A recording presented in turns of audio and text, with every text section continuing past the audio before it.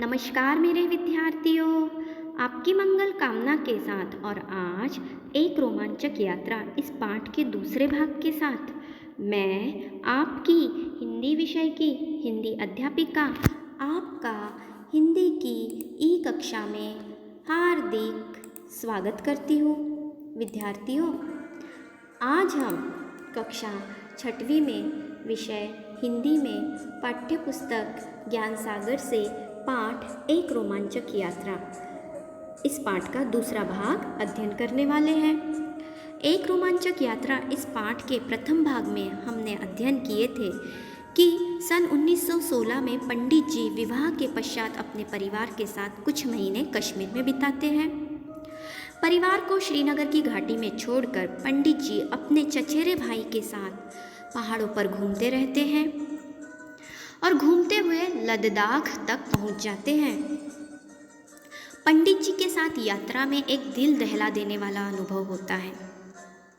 जोजिला घाटी से सफ़र करते हुए मटायन तक पहुंच जाते हैं और मटायन से अमरनाथ की गुफा 8 मील दूर थी। बीच में हिम से ढका हुआ एक बड़ा पहाड़ था जिसे हमें पार करना था। आगे हम सभी में जोश तो खूब था, पूरे उत्साह से हम लोग आगे बढ़ रहे थे, किंतु अनुभव नदारद। नदारद का अर्थ यहाँ पर गायब होना या कुछ भी न होना। हमने अपने डेरे तंबू अर्थात जहाँ उन्होंने डेरा डाला था, जहाँ तंबू था, जो 11,500 फीट की ऊंचाई पर था, हमने उसे छोड़ दिया और एक छोटे से दल के साथ पहाड़ पर चढ़ने लगे। रास्ता दिखाने के लिए हमारे साथ यहीं का एक गडरिया था। हम लोगों ने रस्सियों की सांकल में एक दूसरे को बांध लिया, जो कि चित्र में आपको दिख रहा है। ऐसे ही बंधे हुए हमने कई बर्फीली नदियों को भी पार किया। बर्फ की नदियाँ। हमारी मुश्किलें या तकलीफ़ें आगे बढ़ती गई। हमें सांस लेने में कठिनाई होने लगी। सामान उठाने वालों में से कुछ के मुंह से खून निकलने लगा।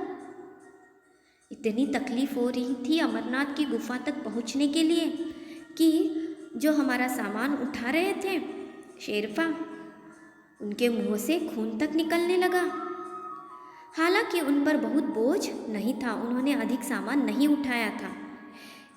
इधर अब बर्फ पड़ने लगी और बर्फीली नदियाँ जो थी भयानक रूप से रपटीली हो गई थी, अर्थात हम कभी भी फिसलकर गिर सकते थे।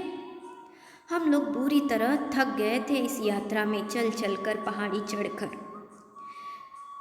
एक एक कदम आगे बढ़ाने के लिए बहुत कोशिश करनी पड़ रही थी। विद्यार्थियों, इस पाठ का दूसरा भाग मैं यहीं समाप्त करती हूँ। अब जल्दी से कॉपी और पेन लीजिए और गृहपाठ। प्रश्न दूसरा, नेहरू जी एवं उनके साथी या यात्रियों ने बर्फीली नदियों को किसकी सहायता से और किस प्रकार पार किया? नेहरू जी एवं उनके साथी या यात्रियों ने बर्फीली नदियों को एक दूसरे में रस्से से सांकल के रूप में बांधकर इस बर्फीली या रपटीली नदियों को पार किया। इस पाठ के तीसरे भाग के साथ मैं आपसे पुनः मिलने आती हूँ। धन्यवाद।